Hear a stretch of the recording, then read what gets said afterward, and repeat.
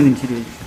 예, 저는 금융위원장님께 가계부채 관련돼서 질의를 하겠습니다. 두 가지 정도 질의가 있는데요. 중간에 한번 여쭙고 또 마지막에 한번 답변해 주시면 좋을 것 같고요. 네. 저희가 가계부채에 대해서 떠오르는 단어는 제가 실기, 혼선, 그다음 일관성 뭐 이런 단어들이 저는 떠오릅니다. 그 다음 페이지 보시면 이 이슈는 다 아니까 넘어가겠습니다. 그 다음 페이지. 지금 뭐 어쨌든 상황의 변화에 따라서 이제 가계부채의 주제가 커지고 있는데 일단 실기 이야기하는 것은 이제 신관호 교수, 경작 교수가 뭐 글을 쓰면서 그런 이야기를 하더라고요. 이게 우리 정부의 이제 부동산 정책 또는 금융 정책 하면서 특히 이제 가계부채는 실기가 더 문제였던 거 아니냐. 그러니까 지금 GDP 대비해서 상당히 104%까지 갔고, 근데 연체율은 안정적이니까 안심하고 있었지만, 그리고 이른바 증가율만 관리하면 된다고 그랬지만 실제 제대로 했냐. 작년 국감 때도 이야기를 했었고, 근데 저희가 만나는 그 금융위 실제 정책 하시는 분들은 그렇게 심각하게 보지는 않았던 것 같습니다.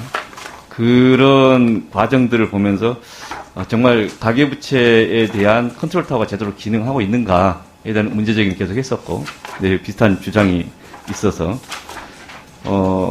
그 뒤로도 보면은 그 다음 페이지 보시면 이제 가계부채와 관련해서는 예래가 유동성이나 또는 이제 뭐 다양한 이제 그 수단들이 있을 텐데 실제 유동성을 계속 늘리는 정책들을 해오고 있었던 거 아니냐. LCR 비율 규제 완화, 예대율 규제 완화 등등등등 이렇게 돈풀기가 계속 있었고 그게 코로나 상황에서 부득이한 측면도 있었지만 또 다른 측면에서는 또 할 수 있는 수단들이 있었던 거 아니냐. 근데 그런 것들을 넘어갔던 거 아니냐 이런 문제지고요. 그 다음 페이지에 그러니까 가계부채에 대해서 어찌됐든 쭉 통제하겠다고 말은 하지만 실질적으로는 이제 좌측 깜빡이고 우회전하는 듯한 그런 오해가 되는 지점도 있었던 거 아닌가. 그래서 증가 속도 관리한다고 하는데 실제 실질적인 관리가 됐었는가. 그 상황 속에서 이제 위원장님이 취임하시면서 기조를 말씀하시고 있는데 저는 공감을 했었습니다.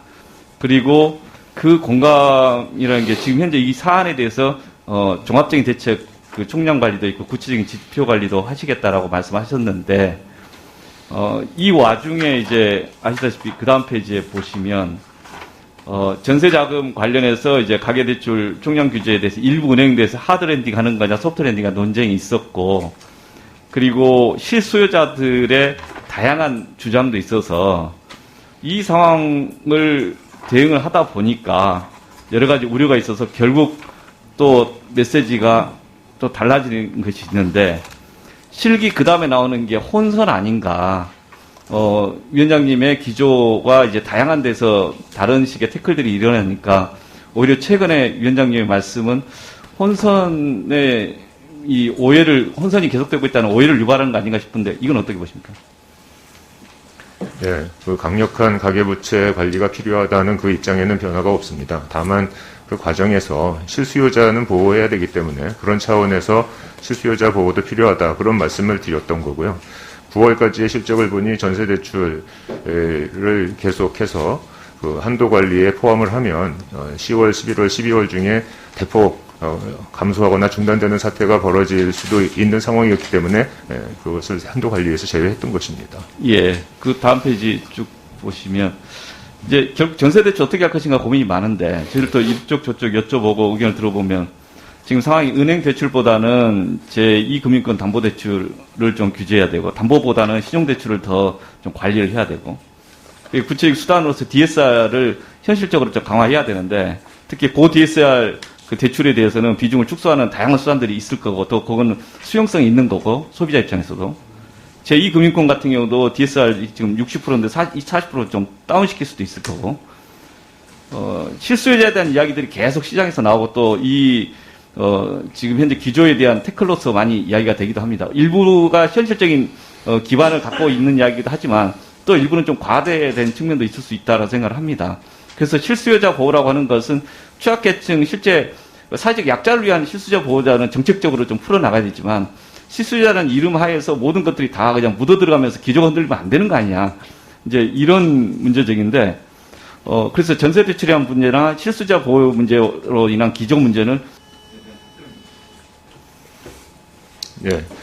실수요자 대출이 사실 많이 늘고 있기 때문에 전체적으로 보면은 가계부채 관리가 쉽지 않은 것이 현실입니다. 그 실수요자 대출 중에 대표적인 것이 전세 대출이고 또 정책 모기지가 있고 집단 대출이 있습니다. 그래서 전세 대출 문제는 저희들이 여러 각도에서 검토를 하고 또 방안을 강구를 해봤습니다. 그래서 그 은행들이 자율적으로 하기로는 했지만 전세 보증급 증액 범위 내에서 대출을 해주겠다. 이것도 결국은 실수요 범위 내에서 전세 대출이 이루어지도록 하자, 그런 취지가 있습니다. 다만 저희들이 다음 주에 대책을 발표하려고 하는데요. 거기에 전세 대출과 관련해서 직접적으로 DSR 규제를 하는 방안, 이런 거에 대해서는 뭐 여러 각도에서 여러 가지 방안을 검토를 했습니다만 이번 대책에는 포함시키지는 않기로 했습니다. 그래서 저희들은 그 전세 대출과 관련해서 뭐 금리라든지 또 뭐 보증 문제, 그리고 또 갭 투자를 또 유발한다는 그런 지적도 있고 여러 가지 지적이 있기 때문에 이 부분에 대해서는 앞으로 잘 보면서 관리를 해 나가려고 합니다.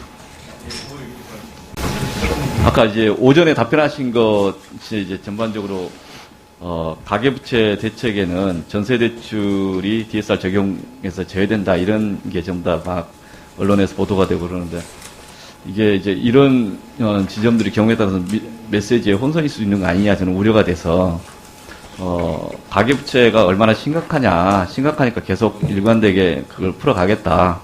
그리고 DSR 정책은 여전히 계속 강화해 나가겠다라는 의지도 좀 필요한 거 아니냐. 다음 페이지 보시면.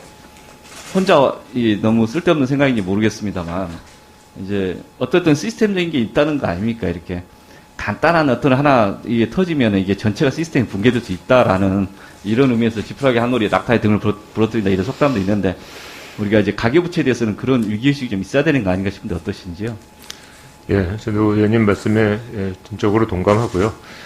지금 굉장히 중요한 이슈라고 생각합니다. 가계부채 관리 잘 해야 되고, 그 전세 대출에 대해서 DSR 규제 적용 안 한다고 했지만 전체적으로 상환 능력 중심의 그 가계부채 관리를 하겠다는 그 기조에 변함이 없고요.